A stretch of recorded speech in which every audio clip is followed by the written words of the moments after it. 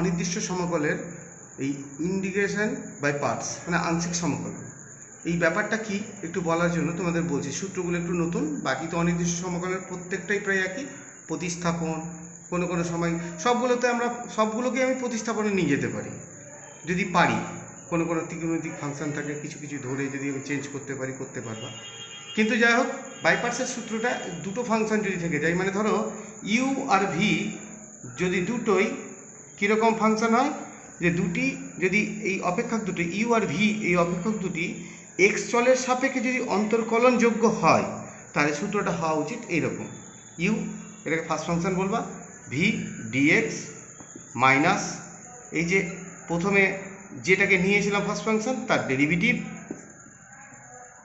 আর এই যে দ্বিতীয়টার যেটা ইন্টিগ্রেশন করেছিলাম সেটা ইন্টিগ্রেশন দিয়ে পুরোটার আবার ইন্টিগ্রেশন। এটা হচ্ছে সূত্র। তো এই সূত্র দিয়ে আমি তোমাদের একটা অঙ্ক করে দেখাবো। মানে যেমন ধরো তোমাকে উদাহরণ দিই, লগ এক্স যদি ইন্টিগ্রেশন দিই, তোমরা লগ এক্সের কোনো কিন্তু সূত্র করনি ইন্টিগ্রেশনের, তাহলে করবো কি করে?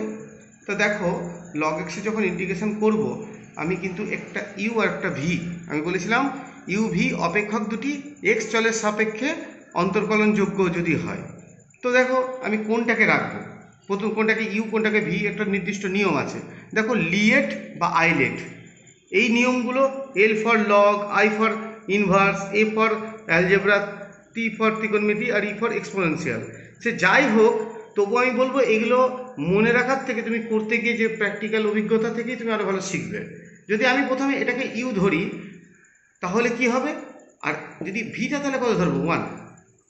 উল্টোটা যদি ধরতাম, ওয়ানটাকে ইউ এটাকে ভি, তাহলে কিন্তু দেখো আবার পুনরায় ওটাতে ফিরে আসতো, যা ছিল তাই করতে পারতাম না। তাই আমাদেরকে কী করতে হবে? এটাকে ধরো আমি ইউ ধরলাম, মানে প্রথম পার্টটুকুটা ইউ আর দ্বিতীয় পার্টটা ভি, তাহলে সেটাকে আমি ওই সূত্র ফেলে দিচ্ছি। কি হবে দেখো, লগ এক্স ডিএক্স মাইনাস এই লগ এক্সের ডেরিভেটিভ আর এই ডিএক্স ইন্টিগ্রেশন পুরোটা আবার ডিএক্স। তাহলে কি দাঁড়াচ্ছে? এই ডিএক্সের এক্স হলো লগ এক্স, আর এখানে দেখো 1/x হচ্ছে, ডিএক্সের একটা এক্স হচ্ছে ডিএক্স। খুব সুন্দরভাবে হয়ে গেল এটা। আবার শুধু কেটে গিয়ে এখানে শুধু ডিএক্স থাকছে, মানে এক্স প্লাস সি। সি মানে তো তোমরা জানোই, এই ইন্টিগ্রেশন কনস্ট্যান্ট, এটা লিখতেও ভুলবা না, এটা লিখবা। হ্যাঁ, আমি বারবার হয়তো লিখে দেবো না, কিন্তু কনস্ট্যান্ট হয়ে গেল তোমাদের। আরেকটা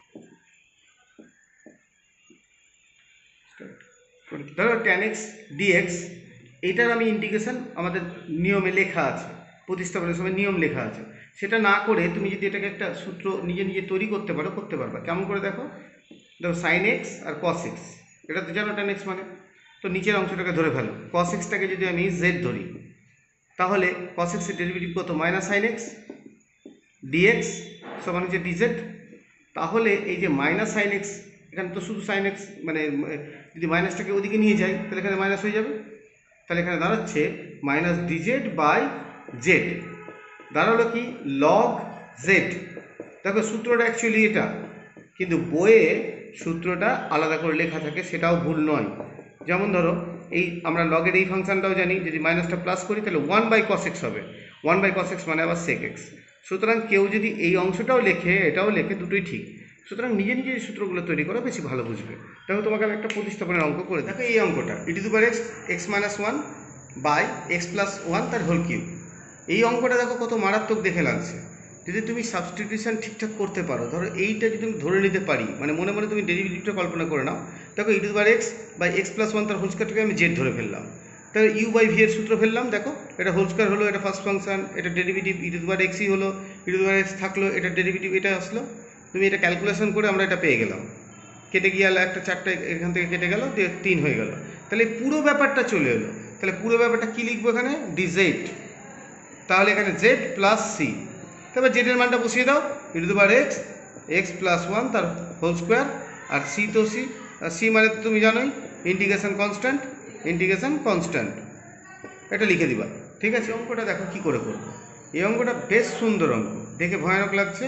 দেখো এখান থেকে তুমি কি কমন নেবা? x⁵ কমন নিয়ে নাও। তাহলে এখানে কি আসছে? 1/1/x⁵। তাহলে এখানে নিচে কি আসছে? x⁵। তো তুমি এই ব্যাপারটাকে ধরে নাও, let 1 plus 1 by x to the power 5 সমান তুমি জেড ধরে নাও। তাহলে কি দাঁড়াচ্ছে, এটা ডেরিভেটিভটা আসছে এরকম, এটা 0 হয়ে গেল প্রথমটা, আর এটা আসছে 5 x to the power minus 6 dx সমান হচ্ছে ডিজেড, অর্থাৎ dx by x to the power 6 সমান হচ্ছে ডিজেড বাই মাইনাস 5। তাহলে এই পুরোটা চলে আসলো dx by dz by minus 5। তার সঙ্গে সঙ্গে এটা তো জেড ধরেইছিলাম, বসিয়ে দিলাম, তাহলে মাইনাস 1/5 লগ জেড। এবার জেডের মানটা বসিয়ে ফেলো, জেডের মানটা কি, লগ জেডের মান যেটা ধরেছি সেটা বসিয়ে দাও, 1 plus 1 by x to the power 5। এটা অবশ্যই মড নিবা, ধনাত্মক ভ্যালুটা নিতে হয়, আর সেটা তো ওই একই জিনিস, আর লিখলাম না, কনস্ট্যান্ট। ঠিক আছে, এই অঙ্কটা করবো কী করে, বেশ ভালো অঙ্ক, একটা ইম্পর্টেন্ট অঙ্ক, কিন্তু খুব সুন্দর অঙ্ক। তুমি এইটার সঙ্গে ম্যাচ করাও, এখানে এক্স ধার নাও, তাহলে এক্সটা বিয়োগ করো, মানে কিছু লিখলাম না, সাইন এক্স বাই তলাতে যা আছে x plus cos x dx. দুটো পার্টে ভেঙে নাও এটাকে, যে এক্স প্লাস কস এক্সটাকে রাখলাম, তার সঙ্গে এই অংশটা x x plus cos x, এই অংশটুকুটা, আর ওইখান থেকে মাইনাস যদি কমন নিয়ে নাও, সঙ্গে এক্সটাও কমন নিয়ে নাও, তাহলে কী দাঁড়াচ্ছে, যদি এক্স মাইনাসটা কমন নিয়ে নাও তার কথা আসছে যে 1 মাইনাস সাইন এক্স, তার সঙ্গে সঙ্গে এই এক্সটা কেটে গেল, x plus cos x dx. দেখো এখানে মাইনাস কমন নিলাম, তুমি যদি ভাবো যে ভুল হয়েছে কিনা দেখে নেবো, গুণ করো, দেখো ওটা আসছে, তাহলেই বুঝে যাবো। এবার এই নিচের অংশটা, এটা ডিএক্স লিখতে ভুলে গেছিলাম, তাহলে কেটে গিয়ে হচ্ছে ডিএক্স বাই এক্স, আর এটা হচ্ছে এইটা, দেখো এই পার্টটা যদি আমি ধরি, এক্স প্লাস কস এক্সটা ধরি, ধরো জেড ধরি, তাহলে কি আসছে 1 minus cos sine x, 1 minus sine x dx সমান হচ্ছে ডিজেড। তাহলে ওপরের পার্টটা পেয়ে গেলাম, তাহলে এখানে কি লিখবো, ডিজেড বাই জেড, তাই তো। তাহলে কি দাঁড়াচ্ছে, লগ এক্স, এটা মড, সবসময় মড কিন্তু, লগ এ লগ জেড প্লাস সি, মানটা বসিয়ে নিবা। আবার তোমরা জানো এক্স বাই জেড, জেডের মানটা কি বসিয়ে ফেলো, জেডের মান হচ্ছে এক্স প্লাস কস এক্স, এটা পুরোটার মড প্লাস সি, সি সমান হচ্ছে ইন্টিগ্রেশন কনস্ট্যান্ট। তাহলে হয়ে গেল। তোমাদের আমি এই অঙ্কটা করাবো, এটা বেশ ভালো অঙ্ক। এটা দেখো একটু যদি বুদ্ধি করে সাবস্টিটিউশনটা ঠিকঠাক করতে পারো, মানে সাজিয়ে নিতে পারো, তাহলে সুন্দরভাবে চলে আসবে, না তো অনেক বড় হয়ে যাবে অঙ্কটা। ধরো এখানে সাইন এক্স আছে, তার সঙ্গে আমি প্লাস কস এক্স করলাম, ঠিক কস এক্স বেশি নিলাম, তাই আমি এখানে কস এক্সটাকে মাইনাস করে ফেললাম, তাহলে আমার কিন্তু উপরে দুবার সাইন এক্স চলে এলো, তাহলে হাফ দিলাম, তাহলে যা ছিল উপরটা তাই হয়ে গেল। নিচের মজার অংশ দেখো, যা ছিল নিচেরটা লিখলাম। এইবার এটাকে আমরা দুটো ভাগে ভাগ করে নিচ্ছি।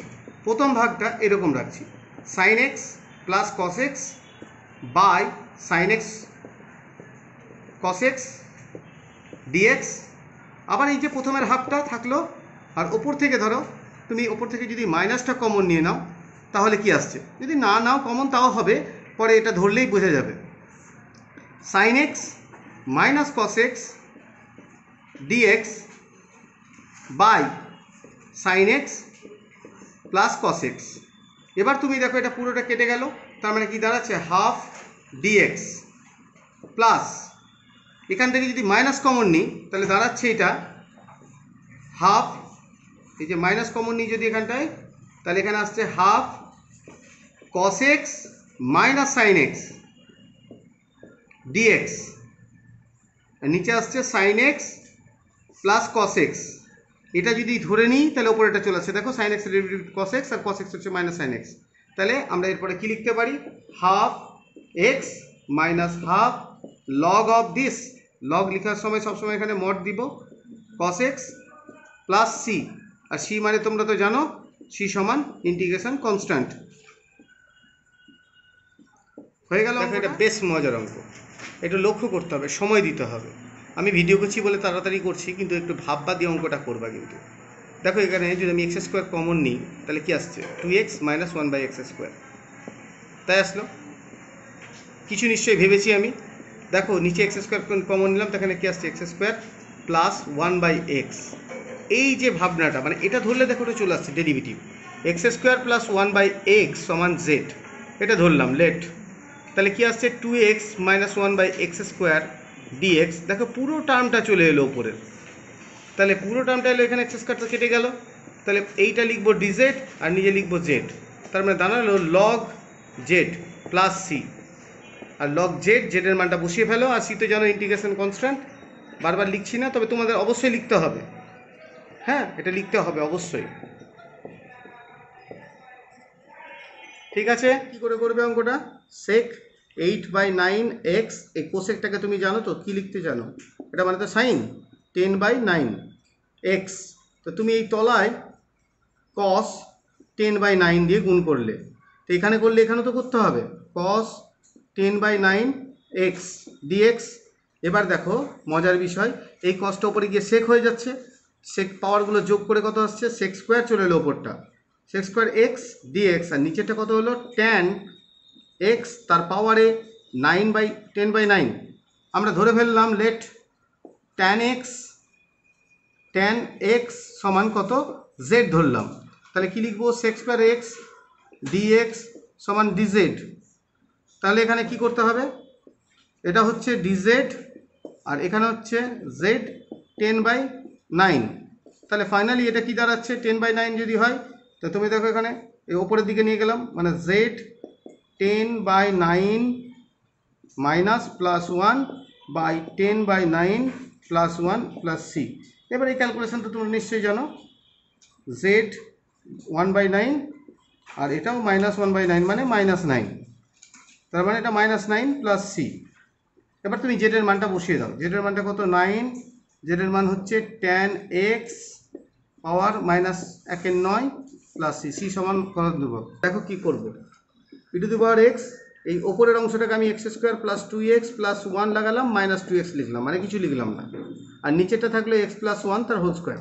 এটা কিন্তু আংশিক সমাকলনের অঙ্ক, কিন্তু আমি এটাকে কি করছি দেখো, প্রতিস্থাপন বানিয়ে দিচ্ছি।